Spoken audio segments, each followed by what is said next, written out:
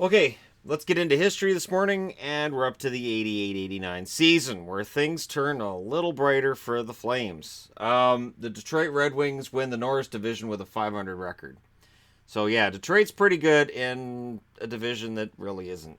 34, 34, and 12 is their record, followed by St. Louis at 33, 35, and 12, followed by Minnesota at 27, 37, and 16, followed by Chicago at 27, 41, and 12, and there's the Toronto Maple Leafs at 28, 46, and 6. So it's a pretty crappy division. Norris. The Smythe. Calgary wins that and ends up winning the President's Trophy at 54, 17, and 9. Followed by LA at 42, 31, and 7. The Oilers 38, 34, and 8. The Canucks 33, 39, and 8. And the Winnipeg Jets 26, 42, and 12. So the Jets fall way out of the playoffs, and the Canucks have actually a pretty good year. But going back to the 70s, they haven't had a plus 500 record. Yeah, they haven't had a plus 500 record in about a decade at this stage of the game. In the Adams division, Montreal leads that at 53, 18, and 9. Followed by the Bruins at 37, 29, and 14. Buffalo 38, 35, and 7. Carolina 37, 38, and 5. And Quebec misses the playoffs with a record of 27, 46, and 7. The Washington Capitals win the Patrick division at 41, 29, and 10, followed by Pittsburgh 40, 33, and 7. The Rangers 37, 35, and 8. Philadelphia 36, 36, and 8. The New Jersey Devils, coming off of that surprising run to the Final Four in the season before, they can do nothing with it. 27, 41, and 12 record, and this is probably more upsetting to New Jersey at this stage than any season previous because they were supposed to be getting better. Followed by the New York Islanders. The bottom falls out of the Islanders. They finish with a record of 28, 47, and 5. And, of course, we know now that the Islanders will never really truly recover from this. So last year, the 80s, and the Islanders go from being Stanley Cup champions, and at this point, it's going to be a while before we see an Islanders team. There's the run in 93, and then after that, we'll go through it. The Penguins are in the playoffs for the first time in 7 years. They should have been in the year before, but, the way that the playoff system is set up, it's kind of a messed up system. But either way, they're in the playoffs. August 9th, 1988, Gretzky, of course, gets traded to the Kings. I'm not going to do a whole big thing on that because we've discussed the Gretzky trade this summer a couple of times. And it changes the landscape in hockey. It's the reason we have 3 teams in California. It's the reason that hockey really exploded in the early 90s. It's because Gretzky went there in 88. September 6th, 1988, Dougie Gilmour is traded to the Calgary Flames. So the St. Louis Blues, in order to make up for stealing Brett Hull, allow Dougie Gilmour to go to Calgary. It works out pretty well for Calgary. November 12th of 1988, Tom Barrasso is traded to the Penguins. And this is a move that will pay off in a couple of videos. Tom Barrasso was one of the major parts to the Penguins becoming a winner. January 25th, 1989, Mario Lemieux gets points on 14 straight goals for the Pittsburgh Penguins. So that's a record, and that's pretty impressive that 14 straight goals he factored into with either the goal itself or the assist. March 29th, 1989, Brian Leetch gets his 23rd goal as a rookie, breaking a record held by Barry Beck, which is a name that really honestly you won't hear a whole lot in this series, especially from this point because he's been retired by now. But Barry Beck kind of came out of nowhere, and at some point I'll do a Barry Beck video. We know that. March 30th, 1989, Mario Lemieux sets a record when he gets his 13th shorthanded goal. He has 85 goals this year. That's the highest total he puts up in his career. Pretty decent. There's that Gretzky guy got 92, but 85 for Mario is pretty good. December 31st, 1988, every Pittsburgh Penguin fan alive at the time this took place or not will tell you about this record. He gets a power play goal, shorthanded goal, even strength goal, penalty shot, and an empty netter. It's 5 goals, 5 ways. It had never been done before. It will never be done again. And again, Penguin fans know this. I'm wondering if hockey fan fathers use this to tell their kids, tails as, when they're putting to sleep at night. Dad, I'm tired of the Lemieux story. You have to know this, son. You have to carry the mantle after I've gone. May 19th, 1989, Larry Robinson becomes the first player in NHL history to play 200 playoff games. And he's still in Montreal at this stage. He will go to LA, but he's still in Montreal at this stage. And June 6th of 1989, Wayne Gretzky sets a record when he gets his 9th Hart Trophy. Nobody's ever won a trophy 9 times. Gretzky makes it look easy. Now, he gets the Hart back because look what happens to LA.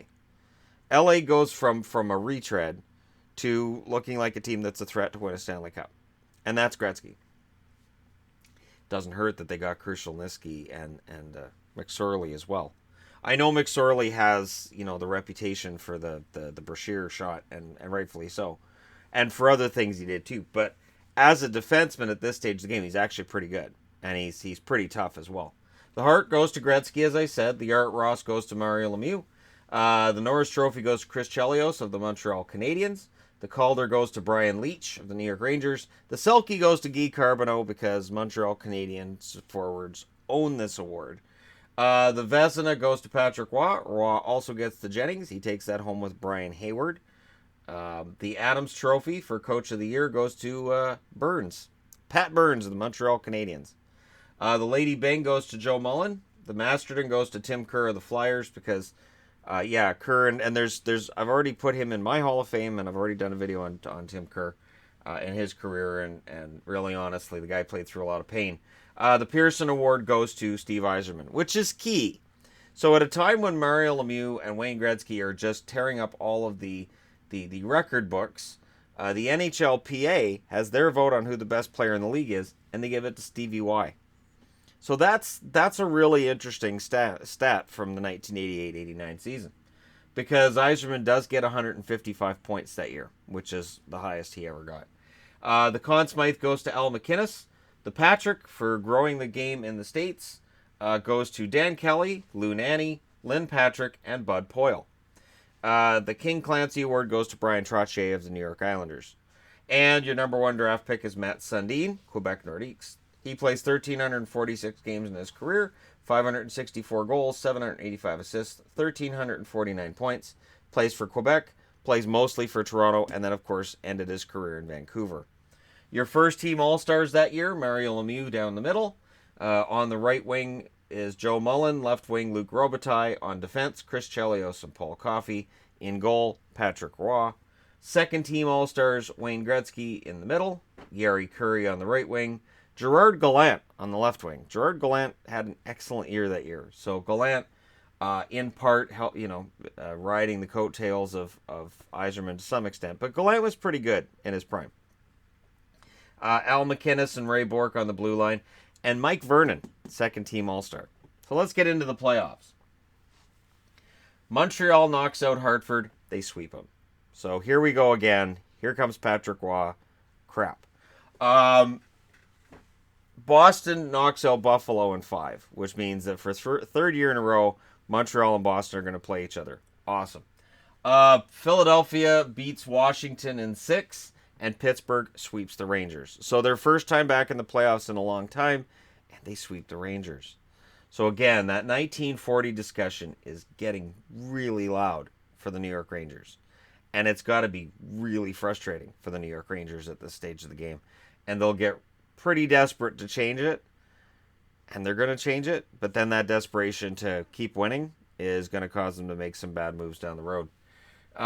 Chicago beats Detroit in 6. So for all of the talk about Yzerman's great year and how fantastic Gerard Gallant played that year, they're still out in the first round. The Chicago Blackhawks score a huge upset. St. Louis takes out Minnesota in 5. So St. Louis, a sub-500 team, has home ice in the second round. Yep. The division finals. Montreal beats Boston in 5 because Boston's not allowed to have nice things. And again, this is just, it's a bad matchup for Boston. They won it the year before, but it just is. And I know it's been 50-50 who wins the series since then for the most part, but still. Anytime I see Boston and Montreal against each other, I die a little bit inside, and I'm like, I can't handle it if they beat us. Philadelphia beats Pittsburgh in 7. So Philadelphia Flyers survived the Battle of Pennsylvania, but just barely. And it's a precursor to just how good Mario is going to be in the playoffs. Chicago beats St. Louis. So Chicago, who had 27 wins, finished 14 games below 500, moves on to the Final Four by taking out the St. Louis Blues in 5. So bit of an underdog story, and I might have really thought that was great. I might have thought at the time, it'd be awesome if a sub 500 team won the Stanley Cup. That'd be hilarious. So I was kind of pulling for Chicago. Calgary takes out LA in 4. And of course, at this stage of the game, I'm still mad. Because I'll rewind to this. I've mentioned it before, but the Calgary Flames Game 7 win over the Vancouver Canucks is the first time in my life that I really felt gutted as a Canuck fan, and has colored the way I viewed the Vancouver Canuck franchise since then. In that I love the team, I love to see them win, but I know deep down that it's going to end in heartache. And it's really, really started with 89, because the Canucks were nowhere near Calgary in the standings. Look, Vancouver's below 500 here, and Calgary had 117 points. So there's no way, and yet somehow it took till overtime of Game 7. So heartbroken. I don't want to see Calgary win the Stanley Cup, which means, yeah. Conference finals, Montreal beats Philly in a 6-game series that features a lot of love and understanding and hugs. Calgary beats Chicago in 5, so the Blackhawks' Cinderella story is squashed by the Calgary Flames. And the only thing that as a Canuck fan you can kind of cling to, and it's kind of sad when you do this, is you say, hey, they had the hardest time with our team. It doesn't matter. They still beat them. So the Stanley Cup final is set. It's Montreal and Calgary. It's a rematch of 1986. Calgary wins at home 3-2. Montreal then wins in Calgary 4-2. And there was a feeling at the time that Montreal was probably going to win this series. Patrick was the better goaltender. And Montreal's got 24 cups. Calgary's never won anything. And Montreal's probably going to end up winning this series. Remember, there's only 2 points in the regular season between Montreal and Calgary. Montreal then wins in double overtime in Game 3 to take a 2-1 series lead. So again, it's, well, all right, so Montreal's going to win this. Calgary says no. Calgary wins 4-2 on the road, and then they win 3-2 at home, and then they perform the unlikely. They win in Montreal to win themselves the Stanley Cup with a 4-2 win, again, in Montreal, to win the series in 6. And I remember the interesting thing looking back at that now was, much like the 1961 Chicago Blackhawks, this wasn't supposed to be the only Stanley Cup. Lanny McDonald got his 500th goal, his 1,000th point, and, was this great story, and he got a Stanley Cup and he retired. But Lanny McDonald was not a clutch goal scorer for them at this point. He was an inspirational leader. But this was not supposed to be the end of it for Calgary. They were supposed to be a champion in the waiting, and they've been waiting a long time to get past the Edmonton Oilers and win a Stanley Cup. So now that the Oilers are fading, it's supposed to be their time. And it doesn't end up working out for Calgary that way. The playoff leader in goals, Joe Mullen with 16, assists Al MacInnis with 24, MacInnis with 31 points. So Al MacInnis, the defenseman, leads the league in scoring in the playoffs and gets himself a Conn Smythe. Your wins leader, Mike Vernon with 16. I personally would have given Vernon the Conn Smythe that year. Vernon absolutely stole, especially that first round series against Vancouver. If it had been anybody but Mike Vernon in that net, Vancouver beats Calgary. Patrick Roy finishes second and wins with 13, and Roy will be back. But the Flames aren't, and it's strange. Now, I know they go back to the Stanley Cup final in 2004, but that, of course, is 15 years after this. It's a completely different team. This core was supposed to win another one, and it just didn't happen. So there you go. The 1988-89 season. Let me know your thoughts in the comments section below, as always. Don't forget to hit like and subscribe if you're browsing your way through. You just happened upon this video. Thank you guys so much for watching. I'll talk to you again soon.